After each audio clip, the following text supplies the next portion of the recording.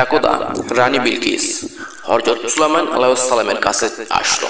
কাছে আসার পর অত্যন্ত বিনয়ের সাথে বলল, আপনি তো আপনার সিংহাসনে চড়ে পৃথিবীর এই প্রান্ত থেকে ওই প্রান্ত চলে যান এবং আল্লাহর অপরূপ সৌন্দর্য আপনি সবকিছু দেখেন। আমিও আল্লাহর অপরূপ সৌন্দর্য একটু দেখতে চাই। তখন হযরত সুলাইমান আলাইহিস সালাম তার সিংহাসনে রানী বিলকিসকে বসালেন। এরপর তিনি অন্য সাইডে বসলেন। অন্য সাইডে বসার পর বাতাসকে আদেশ করলেন পৃথিবীর সবথেকে সুন্দর স্থান যেখানে রয়েছে সেখানে নিয়ে যাওয়ার জন্য। তারপর বাতাস তার সিংহাসনকে বাতাসে উঠতে লাগলো। উঠতে উঠতে এই সিংহাসন 7 নদী 7 সমুদ্র পার করলো। পার করার পর একটি দ্বীপের কাছে যখন পৌঁছালো তখনই হযরত সুলাইমান আলাইহিস সালাম বাতাসকে আদেশ করলেন ওই দ্বীপে তাদেরকে নামিয়ে দিতে। কারণ ওই দ্বীপটি দেখতে অনেক সুন্দর লাগতেছিল এবং ওই দ্বীপে রয়েছিল নাম না জানা অনেক প্রাণী, অসংখ্য অনেক সুন্দর প্রাণী, অসংখ্য অনেক মাছ। এগুলো দেখার জন্য হযরত সুলাইমান আলাইহিস সালাম বাতাসকে ওইখানে নামিয়ে দিতে বললেন। তারপর বাতাস তার কথা মতো ওই দ্বীপে তাদেরকে নামিয়ে দিলেন। ওই দ্বীপে যখন তাদেরকে নামিয়ে দিলেন তখন তারা সেখানে নেমে পড়লেন। নেমে পড়ার পর রানী বিলকিস তিনি চারিদিকের এই অসংখ্য মাছ, নাম না জানা অসংখ্য মাছ দেখতেছিল। এরপরে দেখতেছিল সেখানে কতগুলো প্রাণী যেগুলোর নাম অজানা। এমতো অবস্থায় হযরত সুলাইমান আলাইহিস সালাম লক্ষ্য করলেন তার মাথার উপর দিয়ে ডানাওয়ালা ঘোড়া উড়ে যাচ্ছে। ঘোড়াগুলো দেখতে অনেক সুন্দর। তিনি এক নজরে সেই ডানাওয়ালা ঘোড়ার দিকে তাকাইলেন, কিন্তু ভালোভাবে দেখতে না দেখতেই এই ডানাওয়ালা ঘোড়াগুলো তার মাথার উপর দিয়ে উড়ে চলে গেল, কারণ এদের গতিগুলো ছিল অনেক বেশি। তখন হযরত সুলাইমান আলাইহিস সালাম রানী বিলকিসকে বললেন, আপনি এখানে কিছুক্ষণের জন্য থাকেন, আমি ওই ডানাওয়ালা ঘোড়াগুলোকে একটু দেখে আসি। তারপর তিনি তার সিংহাসনে বসলেন এবং সিংহাসন নিয়ে ডানাওয়ালা ঘোড়ার পিছু করতে লাগলেন। কিন্তু আশ্চর্যের বিষয় হলো তিনি ডানাওয়ালা ঘোড়াকে আর কোথাও খুঁজে পেল না। কিছু মুহূর্তের মধ্যেই ডানাওয়ালা ঘোড়াগুলো অদৃশ্য হয়ে গেল, কারণ তাদের গতিগুলো ছিল অনেক বেশি। এরপর তিনি ফিরে আসলেন। ফিরে এসে রানী বিলকিসকে নিয়ে তার সিংহাসনে চলে আসলেন, রাজদরবারে চলে আসলেন। রাজদরবারে চলে আসার পর সেখানে থাকা সবাইকে উদ্দেশ্য করে বললেন, আপনারা কি জানেন ডানাওয়ালা ঘোড়াগুলো কোথায় থাকে, তাদেরকে কিভাবে দেখতে হবে? তখন সেখানে থাকা সবাই বলল, এরকম ঘোড়া তো আমরা কখনো দেখিও নি, কোনোদিন নামও শুনিনি। তখন এর ভিতর থেকে একটি সৈন্য বলল, এই কথাটি হয়তো জিনেদের বাদশাকে বলতে হবে, সে হয়তো এই বিষয়টি জানে। তারপর হযরত সুলাইমান আলাইহিস সালাম তার এক সৈন্যকে আদেশ করলেন, আচ্ছা যাও জিনেদের বাদশাকে ধরে নিয়ে আসো। এরপর সেই সৈন্য,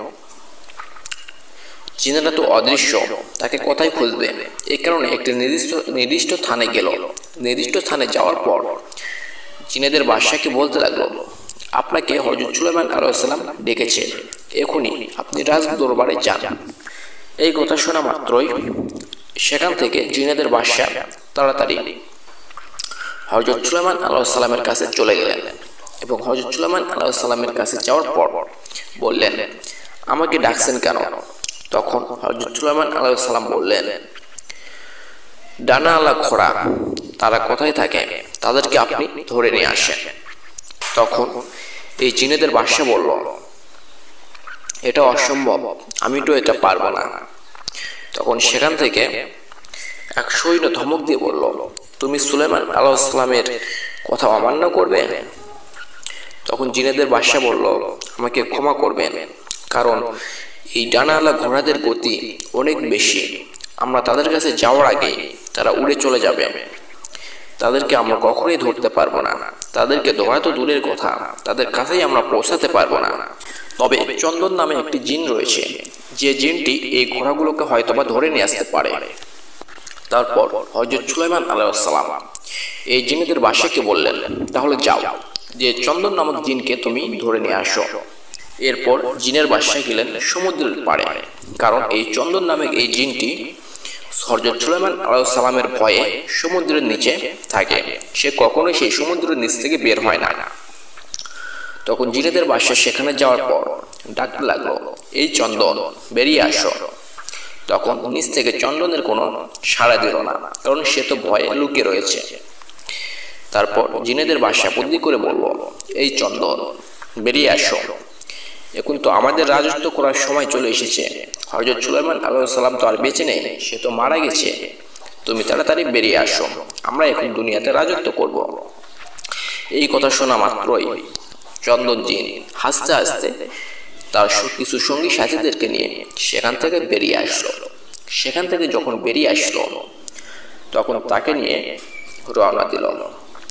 জিনেদের বাদশা তাকে নিয়ে যখন রওনা দিল, রাস্তার মাঝখানে আসার সাথে সাথে জিনেদের বাদশা এই চন্দন নামক জিনকে বন্দি করলো। বন্দি করে হযরত সুলাইমান আলাইহিস সালামের কাছে নিয়ে আসলো। যখনই তাকে হযরত সুলাইমান আলাইহিস সালামের কাছে নিয়ে আসলো, তখন এই চন্দন জিন সুলাইমান আলাইহিস সালামকে দেখে কাঁপতে লাগলো এবং বলতে লাগলো, আমি এর আগে যে পাপগুলো করেছি, এই পাপের শাস্তি একমাত্র মৃত্যুদণ্ড, আমি সেটা জানি। তারপরও আমি আপনার কাছে ক্ষমা চাচ্ছি।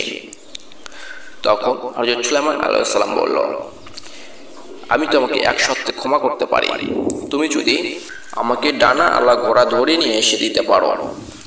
আমি কিছুদিন আগে এই সমুদ্রের মাঝখানে একটি দ্বীপে গিয়েছিলাম, সেখানে রয়েছে অসংখ্য প্রাণী, নাম না জানা অসংখ্য প্রাণী, নাম না জানা অসংখ্য মাছ।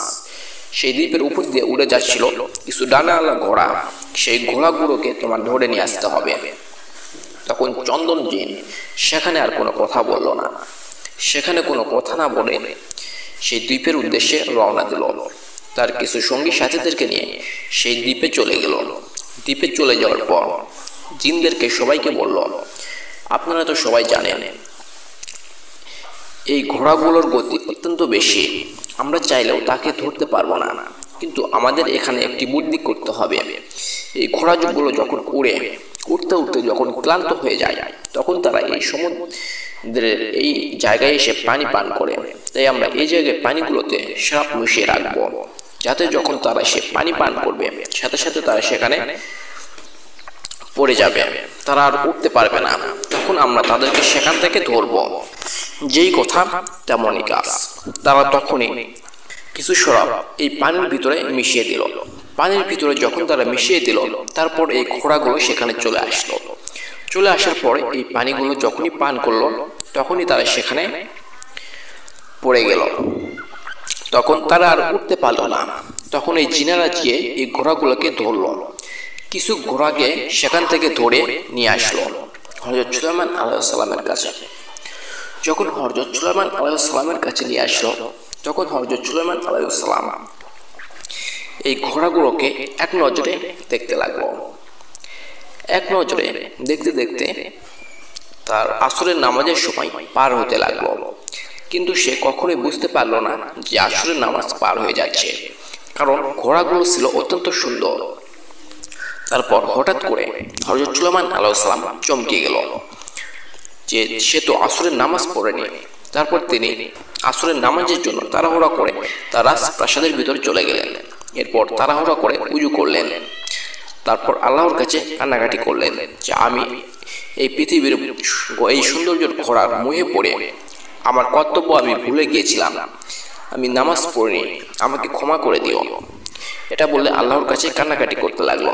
তখন আল্লাহ তাআলা হযরত জিবরাইল আলাইহিস সালামকে বলল, তুমি যাও, এখনই সূর্যের কাছে যাও এবং সূর্যকে বলো অস্তমিত হতে যেন সে কিছু সময় নেয়। হযরত সুলাইমান আলাইহিস সালামের নামাজ শেষ না হওয়া পর্যন্ত সে যেন অস্তমিত না হয়। তখন এই কথা শোনা মাত্রই হযরত জিবরাইল আলাইহিস সালাম সূর্যের কাছে চলে গেল এবং সূর্যকে বলল, তুমি অস্তমিত হতে সময় নাও, তুমি আল্লাহর হুকুমে ওখানেই দেরে যাও, তুমি অস্তমিত হয়েও না। হযরত সুলাইমান আলাইহিস সালামের নামাজ আদায় না হওয়া পর্যন্ত তুমি এখানেই থেমে থাকো। তারপর সূর্য সেখানেই থেমে গেল। তাফসীর কারকদের গণনা থেকে জানা যায় সেদিন সূর্য যথাসময়ে অস্তমিত হয়নি, সেদিন সূর্য অস্তমিত হতে কিছু সময় নিয়েছিল। এরপর হযরত সুলাইমান আলাইহিস সালাম নামাজ আদায় করলেন। নামাজ আদায় করার সাথে সাথে সূর্য অস্তমিত হয়ে গেল। এরপর হযরত সুলাইমান আলাইহিস সালাম এই ঘোড়াগুলোর প্রতি অনেক রেগে গেল, কারণ তাদের সৌন্দর্যের মোহে পড়ে তিনি আল্লাহর ইবাদত করতে ভুলে গিয়েছিল, নামাজ পড়তে ভুলে গিয়েছিল। তারপর তিনি রাজপ্রাসাদ থেকে বেরিয়ে আসলো এবং তার সৈন্যদেরকে বলল, যাও ওই ঘোড়াদেরকে ধরে নিয়ে আসো।